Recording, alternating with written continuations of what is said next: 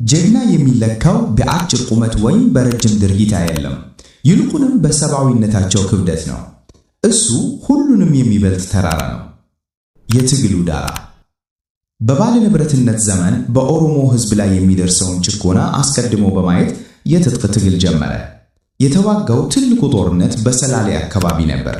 ይህን ጦርነት ወደ ሌሎች አካባቢዎች ለማስፋት እንቅስቃሴ እያደረገ ነበር። እሱ ቀይ ፊት ያለው ሰው ነው። ከፊቱ ላይ ብርሃን፣ የደስታ ምልክት ብዙ ጊዜ ይንጸባረቃል። ሆኖም በባለ ንብረት አገዛዝና በሰፋሪ ወታደሮች ድርጊት ውስጥ የሚነድሰው ነው። ወታደራዊ ስልጠና ወስዶ ክቡር ዛባንያ በሚባለው አገዛዝ ጦርነት ውስጥ አገልግሏል። እሱ የማቻራና ቱለማ ራስን መርዳት ማህበር አባልም ነበር።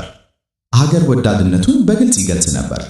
የማቻና ቱለማ ራስን መርዳት ማህበር መሪዎች ኃይለ ሥላሴና ሌሎች ሲያዙና ሲታሰሩ እሱ መሳሪያውን ይዞ በጫካ ውስጥ ጠፋ።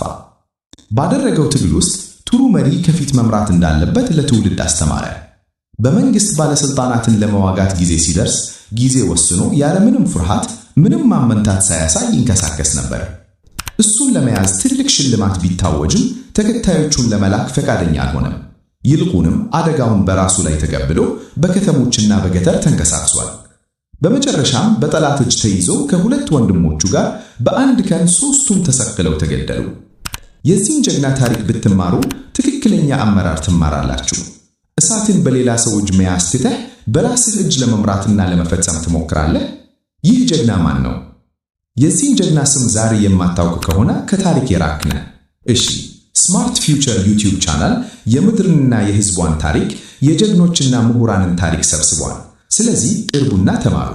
ከፈለጋችሁ ድጋፋችሁ ያስፈልገናል። ስለዚህ እባካችሁ የዩቲዩብ ቻናላችንን ሰብስክራይብ በማድረግ እና መልእክታችን ሁሉም ሰው እንዲደርስ በማጋራት እግዙን። እስከ መጨረሻው ከኛ ጋር ቆዩ እና እንደገና ይህ መልእክታችን ነው።